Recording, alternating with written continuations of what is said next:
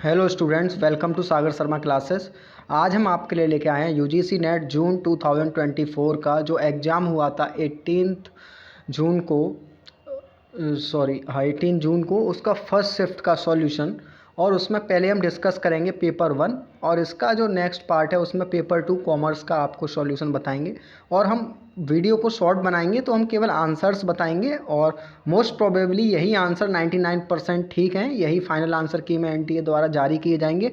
फिर भी किसी क्वेश्चन को लेकर आपको कोई डाउट रहता है तो आप कमेंट सेक्शन में अवश्य पूछेगा। चलिए स्टार्ट करते हैं वीडियो को।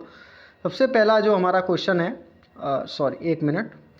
तो पहला हमारा डीआई था। डीआई के मैं आंसर्स आपको बता देता हूँ। फर्स्ट क्वेश्चन का था, इसमें सिटीज़ वगैरह आपसे पूछी थी, कितनी सिटीज़ हैं जो मोर देन 7400 रीडर्स हैं, उसमें आंसर इसका 4 था। सेकंड क्वेश्चन पे आ जाइए। सेकंड क्वेश्चन का जो आंसर था वो था आपका 1.175 लाख। और जो थर्ड क्वेश्चन है उसका जो आंसर आना चाहिए वो है आपका 3:5। अगर ये आंसर आपका आया है तो ये आंसर बिल्कुल ठीक है, 3:5। नेक्स्ट क्वेश्चन पे चलते हैं। नेक्स्ट क्वेश्चन था आपका डीआई का ही। इसका जो आंसर है वो 27,200 है। इसका सॉल्यूशन अगर आपको चाहिए आप हमारे टेलीग्राम ग्रुप में सागर शर्मा क्लासेज नाम से ज्वाइन कर सकते हैं, वहाँ आपको डीआई का कंप्लीट सॉल्यूशन भी मिल जाएगा।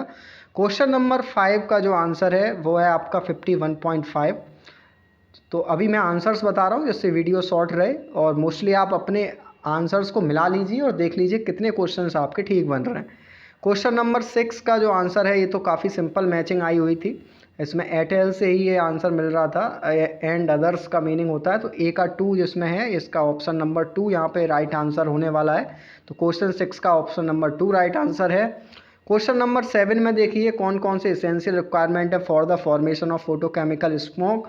तो इसमें आप देख सकते हो हमें वीओसीज चाहिए होते हैं, नाइट्रोजन डाइऑक्साइड चाहिए होती है, सनलाइट चाहिए होती है। तो BDE वाला ऑप्शन नंबर 4 यहाँ पे ठीक आंसर बनने वाला है। नेक्स्ट क्वेश्चन पे चलिए।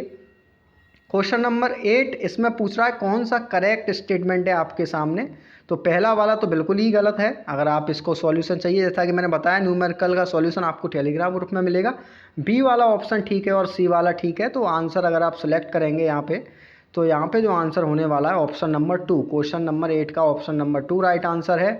क्वेश्चन नंबर 9 यहाँ पे आपसे पॉलिसी पूछी गई है जिसमें आपका अपील टू इग्नोरेंस देखने को मिला गया है। तो 9 का 1 आंसर है यहाँ पे। क्वेश्चन नंबर 10 पे आ जाइए। ये भी मैथमेटिकल है। इसका आंसर मैं आपको बता देता हूँ, 44 किलोमीटर पर आवर आंसर आएगा इसका। अगर आपने ये किया है तो बिल्कुल ठीक है। विच ऑफ द फॉलोइंग, ये यहाँ पर ये बात कर रहा है एम्पिरिज्म की। यहाँ पे आपको देख भी रहा है नॉलेज गेन थ्रू एक्सपीरियंस। तो अनुभव बाद आप हिंदी से भी आइडिया लगा सकते थे, एम्पिरिज्म आंसर है। क्वेश्चन नंबर 12 पे आ जाइए। इसमें पूछ रहा है non technical post graduation education स्वयं कोऑर्डिनेटर कौन है। यूजीसी है, यूनिवर्सिटी ग्रांट कमीशन। 12 का 4 आंसर है।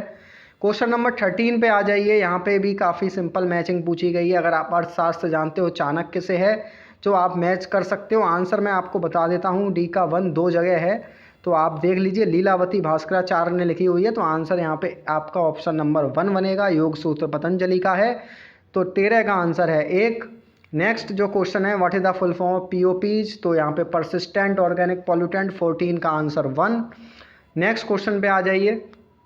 क्वेश्चन नंबर 15 यहाँ पे आपको पूछ रहा है ये जो फ्रैक्शंस हैं इनको इंक्रीजिंग ऑर्डर में लिखना है। आंसर है यहाँ पे आपका CBAD। पहले 16/19 है, फिर 11/13, 6/7 और लास्ट में 19/22। आप इनको डेसिमल में कन्वर्ट करके भी कर सकते थे या LCM लेके भी करते, लेकिन वो काफ़ी लॉन्ग हो जाता, तो आपके ऊपर है। लेकिन आंसर यहाँ पे ऑप्शन नंबर 3 बनेगा 15 का। नेक्स्ट यहाँ पे मैचिंग पूछा गया है आपसे, काफ़ी सिंपल। इसमें आपसे पूछा गया है to input voice over for a presentation. तो आप नंबर पैड का यूज़ करते हो, तो ए का 4 से ही आंसर मिल जाएगा वैसे तो आपको। तो ऑप्शन नंबर 3 16 का आंसर ठीक बन जाएगा। क्वेश्चन नंबर 17 है device use to convert a computer digital signal into an analogue signal. Modem answer है, 17 का 2 आंसर हो जाएगा। क्वेश्चन नंबर 18 पे आ जाइए। यहाँ पे भी आपको मैचिंग पूछी गई है, शोध सिंधु वगैरह दिया रखा है। शोध गंगोत्री, शोध शुद्धि है आपका प्लेगरिज्म चेकिंग इनिशिएटिव। तो C के 4 से अगर आप आंसर मिलाने की कोशिश करते हैं तो आपको आंसर मिल जाएगा ऑप्शन नंबर 2, C के 4 से ही। आप किसी से एक से भी आंसर मिला सकते थे। इस बार मैचिंग भी इतनी हार्ड नहीं आई है पेपर में। Question number 19 when communication help a group to achieve its goal it is known as promotive role. Answer 19 का 2 हो जाएगा आपका। 20 का जो आंसर है वो है आपका 10 आवर, 10 घंटे लगेंगे। ये भी मैथमेटिकल रीजनिंग है। आपको सॉल्यूशन चाहिए तो आप टेलीग्राम ग्रुप में अवश्य जुड़िए।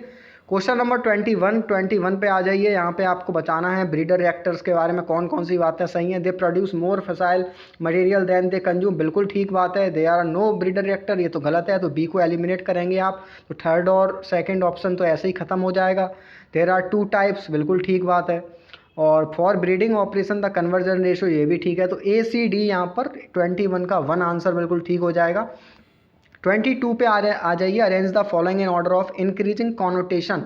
तो कॉनोटेशन अगर इंक्रीज करेंगे, सबसे पहले एथलीट आएगा, उसके बाद बॉल प्लेयर, फिर बेसबॉल प्लेयर और लास्ट में फील्डर। तो 22 का जो मोस्ट प्रोबेबल आंसर है वो आपका ऑप्शन नंबर 3 है। नेक्स्ट जो क्वेश्चन है आपका 23, when you try to predict the value of an outcome from one or more variables. तो वेरिएबल्स की वैल्यू आउटकम प्रोडक्ट करने के लिए आप रिग्रेशन यूज करते हो, तो बी और सी, वाई वेरिएट और मल्टी वेरिएट दोनों ही यूज कर सकते हो। 23 का जो आंसर है option number 2, sorry. Next question 24 आपका पूछा गया है, इसमें रिसर्च प्रोजेक्ट, यहाँ पे everybody in population at equal chance, तो वो होती है आपकी प्रोबेबिलिटी सैम्पलिंग। 24 का आंसर 3 हो जाएगा आपका। 25 में पूछा है न्यायस लॉजिक के बारे में, तो आपको पता होना चाहिए 5 प्रिपोजिशंस होती हैं इसमें आपकी, जिसको आप क्या क्या बोलते हो, फुन से इसका आपका निमोनिक्स है। तो एक होता है आपका प्रत्यंजना, उदाहरणा, है ना, उपनया, हेतु, निगमना, ये सब 5 प्रपोजिशंस होती हैं, तो आपका आंसर हो जाएगा 325 का। 26 का आपको पूछना है, technology first mark the separation between transportation and communication, telegraph answer हो जाएगा। 27 में आपसे पूछ रहा है NCF नेशनल क्रेडिट फ्रेमवर्क के अकॉर्डिंग बैचलर डिग्री का जो 4 साल का ड्यूरेशन का कोर्स है, उसका क्रेडिट लेवल अर्न कितना होता है, 6 होता है। 27 का 2 आंसर है। ये आपको मेमोरीज को लगाना है फ्रॉम स्लोएस्ट टू फास्टेस्ट, तो सबसे फास्टेस्ट होती है आपकी CPU कैचे, तो ए जहाँ पे सबसे लास्ट में आ रहा है वो आपका राइट आंसर हो जाएगा। 28 का 1 यहाँ पे राइट आंसर बनेगा बिल्कुल। 29 पे आ जाइए। 29 में mind to mind communication involves the communication, तो यहाँ पे जो आंसर होना चाहिए physical setting, shared beliefs, values और कंटेक्स्ट, नोज मैनिपुलेशन इसमें नहीं आता है, तो ए, बी और CE आपका राइट आंसर बन जाएगा 29 का 3। Which of the following are the subdivisions of implicit memory. Implicit memory में आपका प्राइमिंग आता है, क्लासिकल कंडीशनिंग आता है, प्रोसीजरल मेमोरी आता है, तो ACE आपका राइट आंसर बन जाएगा। 30 का 3 राइट आंसर है। 31 पे आ जाइए। Second 5 year plan for implemented included the recommendation of following, तो university education commission, language commission, rural higher, तो यहाँ पे जो राइट आंसर बन जाएगा वो आपका ABC बन जाएगा। 31 का 1। नेक्स्ट क्वेश्चन पे चलिए। नेक्स्ट क्वेश्चन है आपका 32, विच ऑफ द फॉलोइंग स्टेटमेंट, आपको बताना है कौन सा ट्रू है। काफ़ी सिंपल क्वेश्चन था, इसमें एक ही चीज़ ट्रू है, वो है आपकी 3500 kV is smaller than 2 kV, ये तो गलत है। और 9 MB इज लार्जर देन, ये भी गलत है। 25 kV लार्जर, ये भी गलत है। बी वाला भी गलत है आपका। सी वाला आपको देखना पड़ेगा, 3500 kV is smaller than 2 GB, नहीं 3500 kV, क्योंकि 2 GB में 2, हाँ तो ये बिल्कुल ठीक है, ये तो स्मॉलर ही होगा, तो सी ओनली राइट आंसर बन जाएगा। 32 का 2। नेक्स्ट जो है वो है आपका 33, which of the following statement is logically equivalent to the statement no horses are flying, तो नो फ्लाइन आर हॉर्सेज बिल्कुल सीधा सीधा इसका आपका लॉजिकली इक्विवेलेंट हो जाएगा। 33 का 1। Media accountability system to improve media quality focuses on, तो एवेल्युएशन भी करती है, मॉनिटरिंग करती है, एजुकेशन देती है, फीडबैक देती है। ACDE राइट आंसर बनेगा। 34 का 4। नेक्स्ट क्वेश्चन पे चलिए 35 पे। 35 में आपसे पूछ रहा है कौन सा डिजिटल इनिशिएटिव लिया गया है for the profile of scientist, तो ये विद्वान लिया गया है। 35 का 2। कौन सा स्टेटमेंट ट्रू है 36 में आपको बताना है। Validity can never apply to any single proposition by itself, ये भी ट्रू है। Concept of truth can apply to single proposition, ये भी ट्रू है। तो ए और बी आपके यहाँ पे राइट आंसर बनेंगे। 36 का 2 आंसर यहाँ पे राइट हो जाएगा बिल्कुल। 37 पे आ जाइए। कौन सा first post independence education commission था, वो था आपका यूनिवर्सिटी एजुकेशन कमीशन। 37 का 3 राइट आंसर बनेगा। 38 में आपसे पूछ रहा है knowing that you find algebra more difficult than your sister does, तो यहाँ मेटा कॉग्निशन की बात हो रही है आपकी। 39 पे आ जाइए। 39 में आपसे मैचिंग पूछ रहा है, तो मैचिंग में अगर आप देखोगे तो आप जो हेमाटोट्रोट से है वो ब्लड से होता है, तो बी का 4 इससे मैच करने की कोशिश कीजिएगा आप। बी का 4 2 जगह है, लेकिन ए का 2 होगा इसमें, बी का 4 है। पल्मोनोटिस्टिक ये आपका लंग्स में होता है और हेपाटोस्टिक लिवर में होता है, तो राइट आंसर आपका बन जाएगा 1। 39 का राइट आंसर बनेगा 1।